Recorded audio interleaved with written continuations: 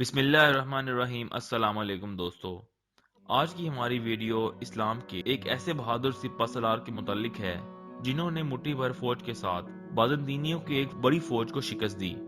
دنیا انہیں سلطان الپ ارسلان کے نام سے جانتی ہے۔ ان کا اصل نام محمد ابن داؤد تھا۔ وہ سلطنت سلجوق کے دوسرے سلطان تھے۔ الپ ارسلان نے سلجوق سلطنت کو مستحکم کرنے کے ساتھ ساتھ اسے وسعت بھی دی۔ انہوں نے شمال مغرب اور جنوب میں کئی دشمن ریاستوں کو شکست فاش دی اور سلجوقی سلطنت کو مضبوط بنیادیں فراہم کی۔ آج ہم سلطان الپ ارسلان کی تاریخ میں لڑی جانے والی اس جنگ کے بارے میں بات کریں گے جسے ملازگرد کی جنگ کے نام سے جانا جاتا ہے۔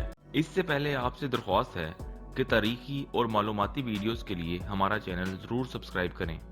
اس جنگ نے نہ صرف ترکمان قبائل کی اناطولیہ میں آباد کاری کی راہ ہموار کی بلکہ بازنطینیوں کو ایسی شکست سے دوچار کیا جس کو آج تک نہیں بھلا سکے۔ یہ جنگ ملازگرد کے میدان میں 1071 عیسوی میں لڑی گئی، جس میں سلجوق فوج کے 20,000 سپاہیوں کے مقابلے میں بازنطینی فوج کی تعداد 1,00,000 سے زائد بتائی جاتی ہے۔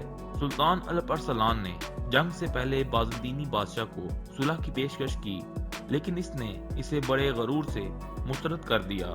سلطان نے جنگ میں اپنی فوج کو اس مہارت سے لڑایا کہ بازنطینیوں کی 2 گنا بڑی فوج میدان جنگ چھوڑ کر بھاگ کھڑی ہوئی۔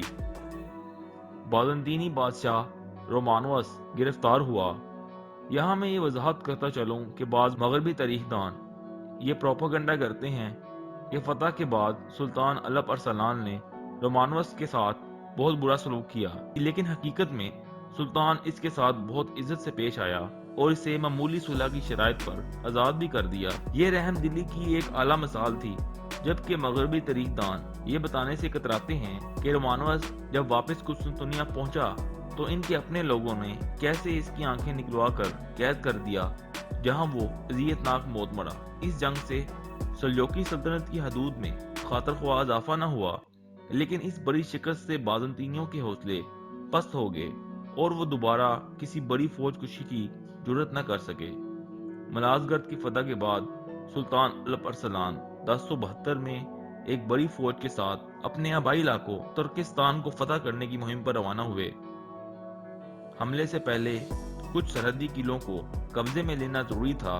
ان میں سے ایک قلعے کا حاکم کئی دنوں تک بہادری سے لڑا، لیکن بالآخر اسے ہتھیار ڈالنے پڑے۔ اسے سلطان الپ ارسلان کے سامنے پیش کیا گیا۔ اسی دوران اس نے چھپا ہوا خنجر نکال کر سلطان پر حملہ کرنا چاہا۔ الپ ارسلان ایک بہترین تیر انداز تھے۔ انہوں نے اپنے محافظوں کو مداخلت نہ کرنے کا کہا اور تیر کمان میں ڈال کر اس کا مقابلہ کرنے لگے۔